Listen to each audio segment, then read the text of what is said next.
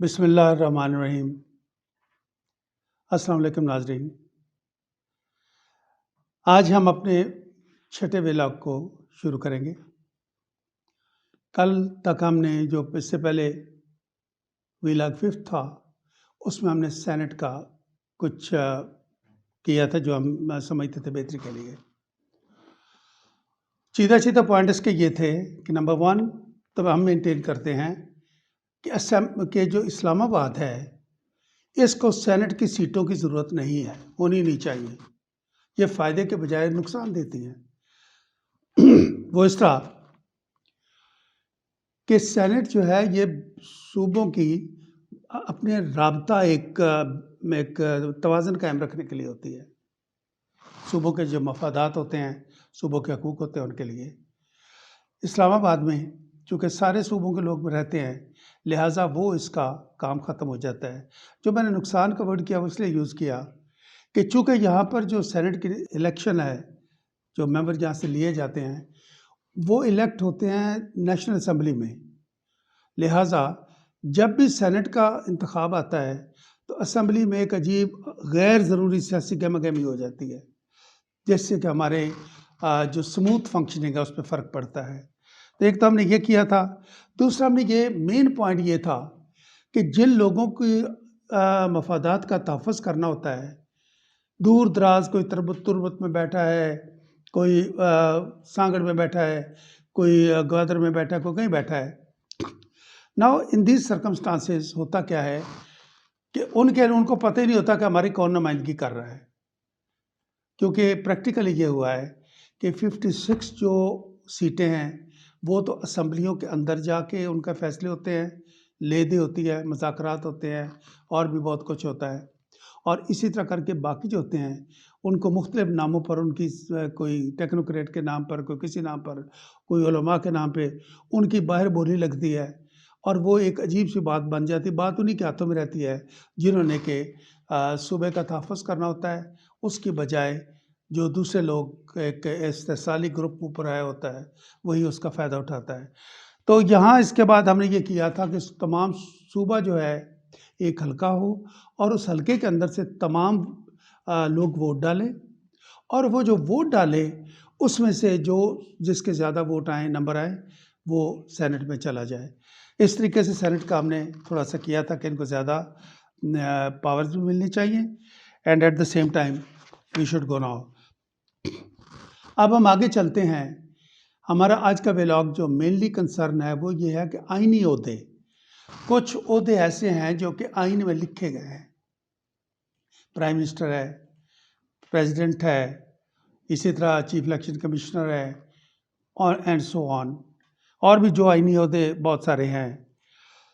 तो इनमें हमने एक देखा है कि गुज़श्ता दिनों से, कि गुज़श्ता सालों से आहिस्ता-आहिस्ता जैसे चलता आया कि इन ओहदों पर या तो फॉरेन मेड लोग विराजमान थे या उनके ज़ेरे असर लाया गया।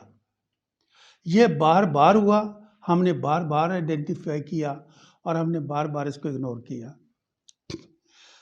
मैं इससे समझता हूँ कि जो आईनी ओहदों के लिए आइन के अंदर वो लिखी गई हैं, शिकें हैं, जो आइन के अंदर कंडीशंस हैं, उनमें मैं रिकमेंड करता हूँ कि कुछ और शामिल किए जाएँ। मसलन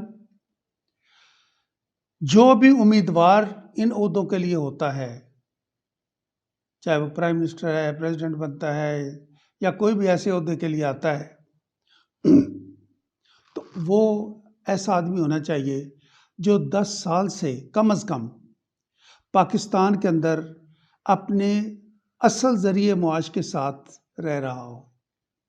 पहली कंडीशन ये होनी चाहिए। एक तो वो है जो आइन के अंदर दी हुई हैं।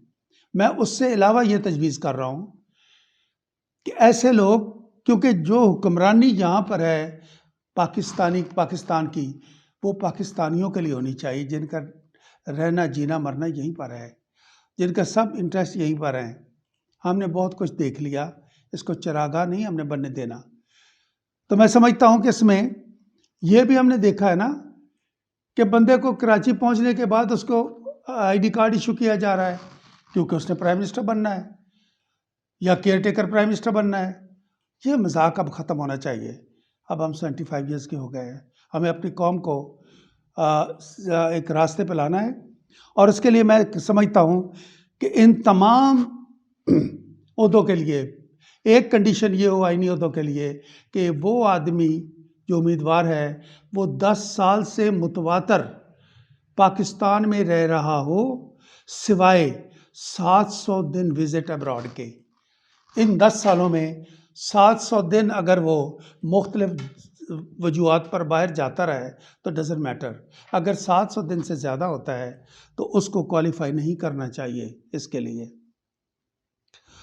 दूसरा, मैं ये समझता हूँ कि जब भी फ़र्ज़ करें एक बच्चा वहाँ पैदा हुआ, यहाँ रह रहा है, अब वो पैदाइशी वहाँ का शहरी है लेकिन यहाँ रह रहा है मुतवातर 10 साल से क्या 12 साल से रह रहा है, लेकिन उसके साथ साथ उसके पास मैं समझता हूँ उसकी भी जो उसके या अकामती वीज़ा रखता है फॉर दैट मैटर। इन तमाम चीज़ों के लिए भी कंडीशन होनी चाहिए कि वो 10 साल जो हैं वो तो पूरे हुए, इसके अलावा ये है कि कम से कम 2 साल पहले से 730 दिन पहले से जब कागजात जमा होते हैं उससे 730 दिन पहले से वो अपनी मुकम्मल ला तल्लकी पुराने शरीयत से कर चुका हो। अगर ये उनके लिए जो पैदा वहाँ हुए हैं, ठीक है, यानी दोनों चीज़ें आ गई कि एक तो यह है कि 2 साल पहले 730 दिन पहले वो उसके मुकम्मल ला तल्लकी अपनी पुरानी शरीयत से कर चुका हो और 10 साल से मुतवातर यहाँ रह रहा हो।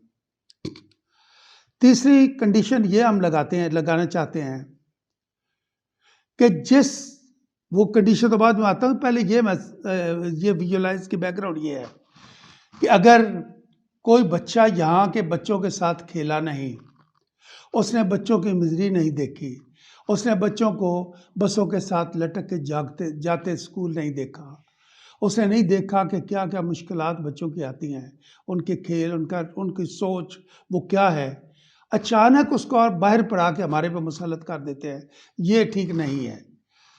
मेरे ख्याल में मैंने तजवीज़ किया है कि ग्रेजुएशन तक कम अज़ कम 5 साल बच्चा पाकिस्तान में ज़ेर तालीम रहा हो।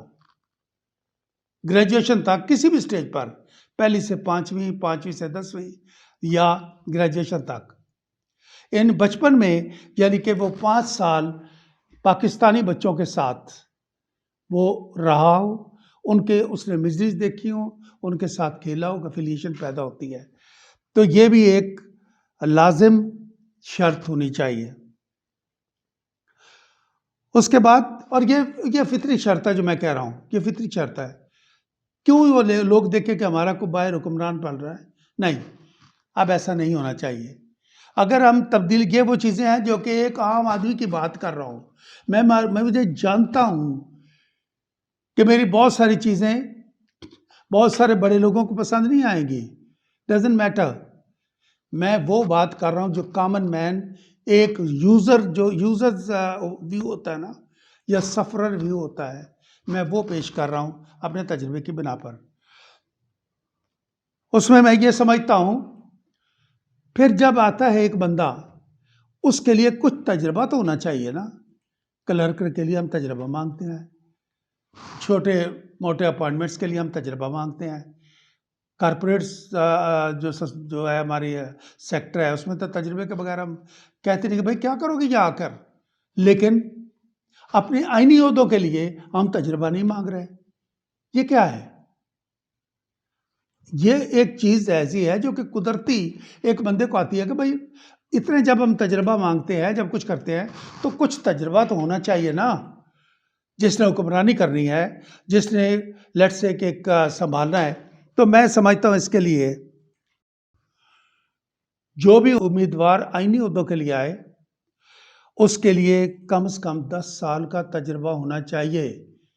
वो सूबाई हुकूमत में रहा हो, वो लोकल गवर्नमेंट में रहा हो, वो बेशक कहीं पर भी अपॉइंटमेंट उसने की हो, फॉर इन जगहों पर फ़ाल रहने का 10 साल का तजुर्बा बंदे का होना चाहिए। ठीक है जी? तो that automatically that means age of maturity आ जाती है कि अगर वो कहीं ऐसी जगह पे 18-20 साल पे भी लगा है, तो 30 साल का वो हो जाएगा।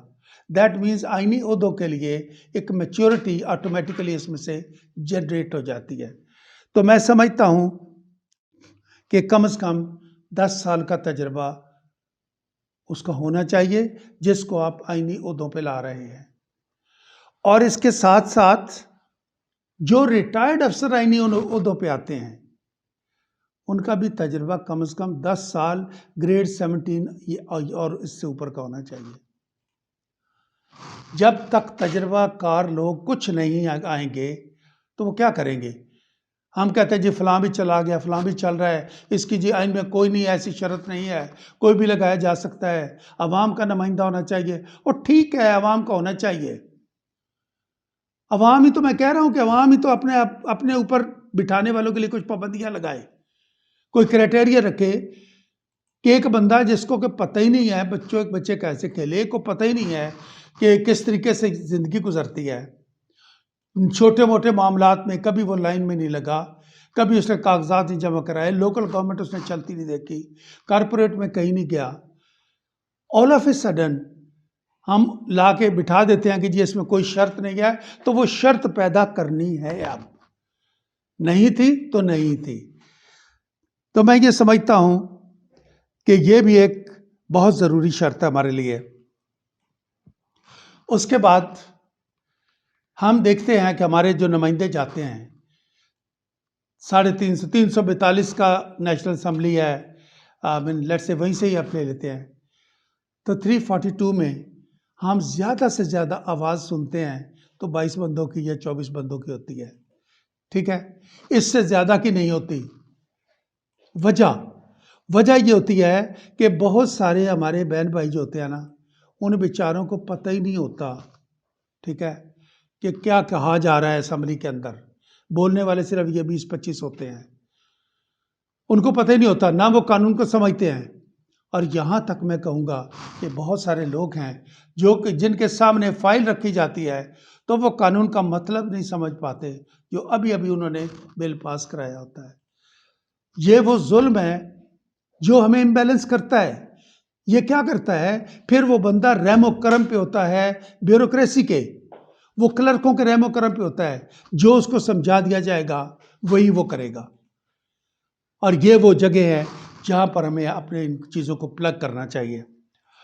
तो नाजरीन, इसके अलावा भी बहुत सारी चीज़ें होंगी जो आपके ज़हन में भी आती होंगी, हम उनको ये शामिल करें। मकसद ये है कि जब भी कोई आए, हुक्मरानी हमारे पे करने आए, वो बैटल ऑफ विट्स, हमारे से उसका बेहतर दिमाग होना चाहिए, बेहतर विजन होना चाहिए, बेहतर तजुर्बा होना चाहिए, तो ही वो बेहतर कर सकेगा, वरना हम इसी तरह लुढ़कते फिरेंगे। थैंक यू वेरी मच जी, इंशाल्लाह अगले व्लॉग तक।